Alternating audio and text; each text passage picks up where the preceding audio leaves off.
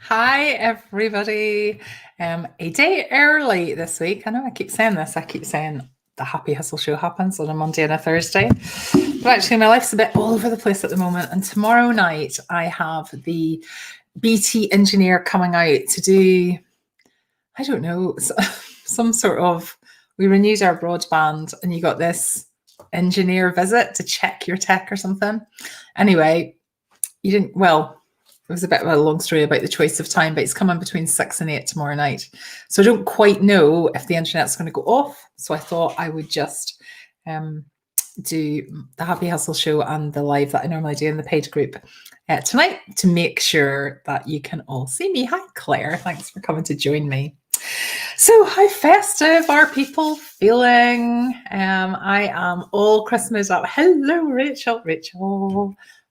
Ooh, look at those, look at those, look at those. I got some amazing gift this week. So have a look. You're probably not going to be able to see the joy of these. So I got a bouquet of flowers, but they're not just any flowers. So first of all, I should probably tell you this in the hive, but I'll tell you again. So when the bouquet of flowers arrived, I thought, first of all, I was not expecting a bouquet of flowers. So that was just like such an amazing thing. Like, you know how amazing that is. Like, wow, someone's got you flowers.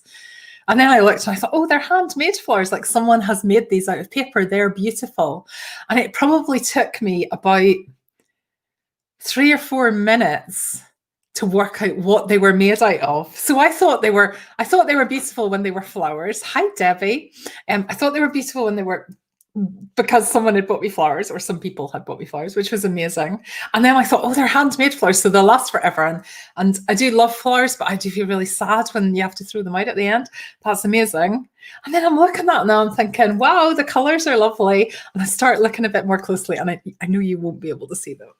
I really want you to be able to see. I know you won't be able to, but I don't know if you can kind of see from that top. See that M at the top there, that purple M? That M says Magic Kingdom, because these flowers are made out of Disney park maps, like my absolute happy place. So these were a really, really massively thoughtful gift from a group of people, some of which are watching me tonight. And I am so, so grateful, because I don't think there's ever been a more Julie gift in the history of gifts. Like, I've never had a bouquet of flowers like this, and it is something that I will treasure forever. And I'm so very, very grateful. So thank you. And Rachel, I know you had a lot to do with that. So thank you very, very much. Okay, so tonight I want to talk to you about the power of a little tiny piece of paper.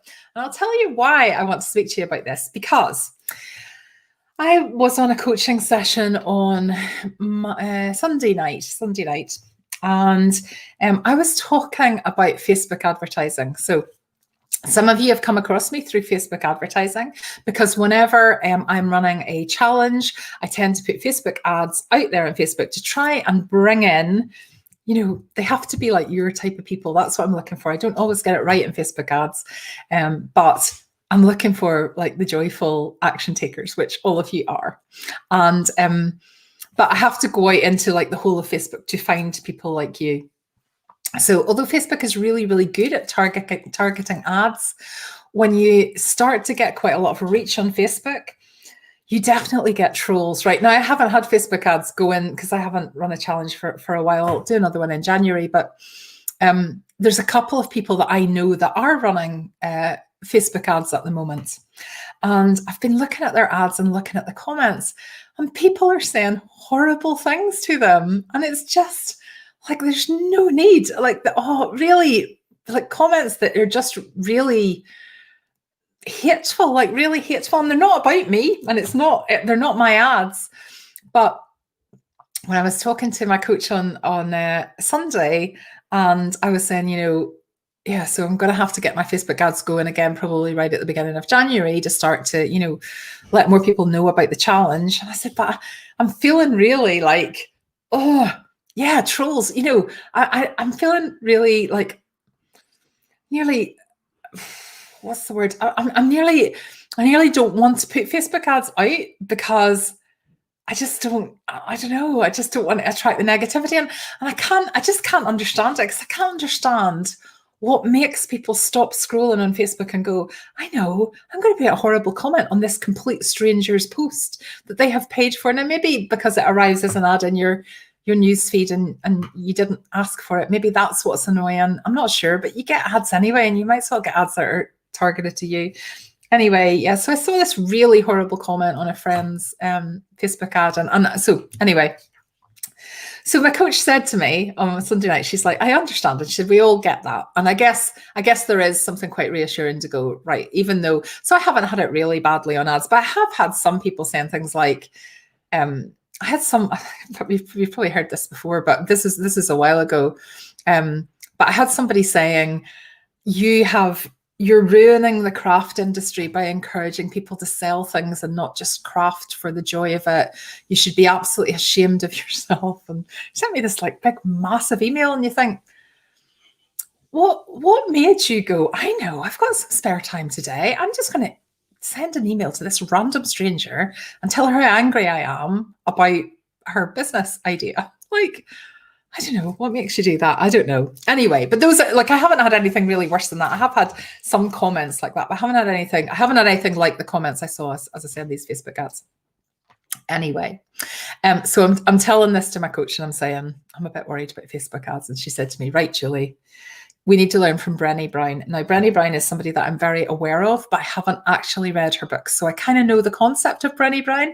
I've watched the Netflix documentary that she did, but I haven't read her book. So she said to me, so my coach said to me, do you know about Brené Brown's little tiny piece of paper? I'm like, no, tell me more about Brené Brown's little tiny piece of paper. So you may already know this if you have read. So this comes from Brené Brown's most recent book, which is called Daring Greatly. So you might know about this, but I thought this was a great thing to bear in mind for us all, because at some point, when you have an online business, you start to attract opinions from people that is uninvited. So they might sometimes, in fact, most of the time, it's positive and it's lovely, but sometimes you might get a comment that kind of knocks your confidence. So somebody might say, you know, when I started off my first, when I started hand stamping jewelry, I wasn't brilliant. Like, I've showed you the photos. I mean, I was all right, but I wasn't great. And somebody, I think I told you this before, but a friend of mine actually commented on it and said, it would be just so much nicer if you could get it a bit more symmetrical. I'm like, I am trying my best. Like, I don't know. And I don't know what, she must have thought she was being helpful, because she's lovely. She really, but it did make me go, oh gosh, maybe I shouldn't share any more photos, because maybe people are laughing. You know, you make up all these stories in your head. We talk about it a lot. So only one word for those people, jealousy. It makes one so nasty. Yeah. I mean, jealousy is such a rubbish emotion, isn't it? Because, you know, there's just abundance in the world. So it's not like, just because somebody's doing something doesn't mean somebody else can't do something. Like, whatever you're doing isn't removing the ability for someone else to do something just the same or even better. So it's just, I don't know. I just think, God, if everybody was just supportive of each other, it'd be so much nicer a world. Anyway, it's hard to know why people do it, but they do it. So Brené Brown. Oh, Lisa. Yes. So Lisa, let me tell you, Lisa, I am originally Northern Irish. So I am Northern Irish. Yeah, that's on my passport. But I have been in Edinburgh for, I'm just trying to think, almost 30 years. So a long, long time. So I lived just outside Belfast until, so I went to uni at Queen's. And then when I graduated from uni, I moved to England, and then ultimately to Scotland. I was only in England briefly for about 6 months. And then I moved up to Scotland, and I've just never left. So I've got one of those accents, Lisa, now that nobody can quite place. So if I say now, like, that's when my Northern Irish comes right back out. But a lot of my accent has adapted. I haven't meant to, because I do really like my Northern Irish accent. And when I hear other people speaking, like, I'm working with a client at the moment, I'll be speaking to him again at 9 o'clock tomorrow. And when I speak to him, because he's although he's in Scotland as well, he's really kept his accent. It's really thick. And I've become much more Northern Irish, like, to the point where I'll walk away from, I'll be like, I'm always doing everything at my dining table. And I'll walk away from it. I'll go and speak to my husband and he'll say, have you just spoken to someone from Northern Ireland? Like, cheerio, cheerio. It's all Northern Irish again. Too much time in their hands. Yeah, too much time in their hands. I don't know, but why would you fill your time with horribleness? I just think it's people who are making bad choices, people who don't know how to make good choices. Anyway, let me get to the point, because as you know, I get a bit distracted. The point is, what my coach said to me is Brené Brown's technique. So Brené Brown says, and I'm going to read this exactly because I thought this was genius. So Brené Brown says, I carry a tiny sheet of paper in my purse that has written on it the names of people's whose opinions of me matter. To be in that list, you have to love me for my strengths and my struggles.